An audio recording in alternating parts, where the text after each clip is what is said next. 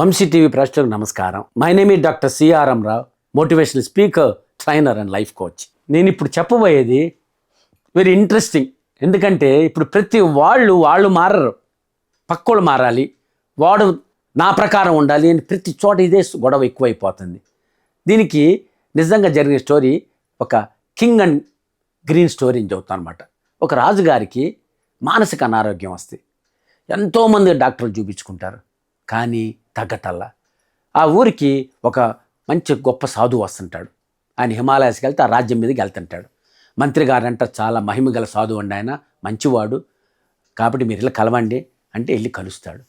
సాధువు గారిని కలిసి, నమస్కారం సార్, నాకు చాలా రోజులు బట్టి చాలా ఇబ్బంది పడుతున్నాను, మానసిక ప్రశాంతత లేదు, అన్ని కంఫర్ట్స్ ఉన్నాయి, కానీ ఎందుకో పీస్ లేదు సార్, ప్లీజ్ సార్ నాకు మంచి మీరే దారి చూపించాలంటే అన్ని ఆలోచించి ఆ స్వామీజీ గురువు గారు ఏమంటారంటే, నాయన నీకు అవపడేది మొత్తం ఆకుపచ్చగా గ్రీన్గా పెట్టుకోయ్యా, అప్పుడు నీకు మానసికంగా ఉల్లాసం వస్తుంది, నీ క్రమేప ఆ డిప్రెషన్ తగ్గిపోయి హ్యాపీగా బతుకుతావు అని చెప్పి ఆయన హిమాలయాస్కి వెళ్ళిపోతాడు. సో చెప్పారు కదా అని సాధువు గారు చెప్పారు కదా, ఈ రాజుగారు ఏం చేస్తాడంటే ఎమ్మటే ఇళ్ళన్నీ గ్రీన్ పెయింటింగ్, జనాలంతా గ్రీన్ డ్రెస్సులు, స్తంభాలన్నీ గ్రీను, మొత్తం అవుపడేది మొత్తం రాజ్యం మొత్తం గ్రీన్ చేయమంటాడు. రాజుగారు కదా అందరు గ్రీన్ చేస్తారు. ఒక 7-8 నెలల తర్వాత మన సాధువు గారు హిమాలయ రిటర్న్ ఇచ్చి వచ్చేస్తాడు. రాజ్యం మీదకి వెళ్తే ఆ రాజ్యం రాగానే అంతా గ్రీనరీ అవ్వపడుతుంటుంది. జనం గ్రీన్ డ్రెస్సులు, ఇళ్ళు గ్రీను, స్తంభాలు గ్రీను, ఏది అవ్వపడింది మొత్తం గ్రీను. రాజుగారికి 6 నెలల కల్లా తగ్గిపోతే 7 అయినప్పుడు అప్పుడే బ్రహ్మాండ హ్యాపీగా ఉంటుంటాడు.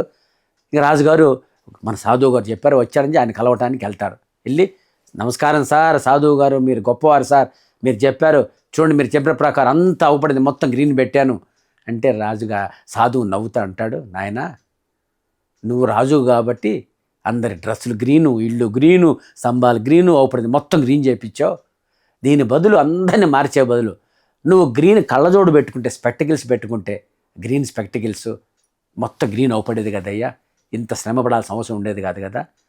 కాబట్టి మనం మార్చుకోవాలి. ఇప్పుడు ఒకళ్ళు వస్తారు, సార్ నా బీపీ ఉంది సార్, మీరు ఎక్కువ పెద్దగా మాట్లాడవాకండా. ఇందులో ఇంకో ఫ్రెండ్ వచ్చాడు, సార్ నా బీపీ ఉంది సార్, నాకు మీరు ఎక్కువ పెద్దగా మాట్లాడుకోవచ్చు సార్ అని.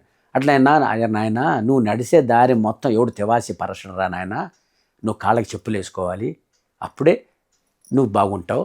అట్లానే మన అందరిని మార్చాలని కూడా పిచ్చి పొరపాటు. So we have to change our cells.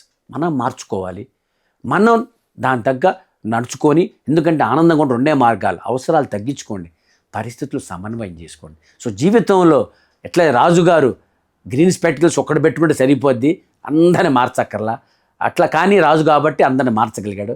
మనం కూడా మనల్ని మనం మార్చుకొని, మనలో తప్పులు తెలుసుకొని, మన జీవితాన్ని ఆ విధంగా సరిదిద్దుకొని జీవితంలో ఎదగలిగితే మన తప్పులు మళ్ళీ రిపీట్ చేయకుండా జీవితంలో ఆనందంగా ఉంటాం. అందరూ మన గౌరవిస్తారు. ఎందువల్ల మన తప్పులు తెలుసుకొని దాని తగ్గ మార్చుకొని మన జీవితాన్ని ఉద్ధరించుకుంటే జీవితంలో ఉన్నత స్థితికి వెళ్తాం.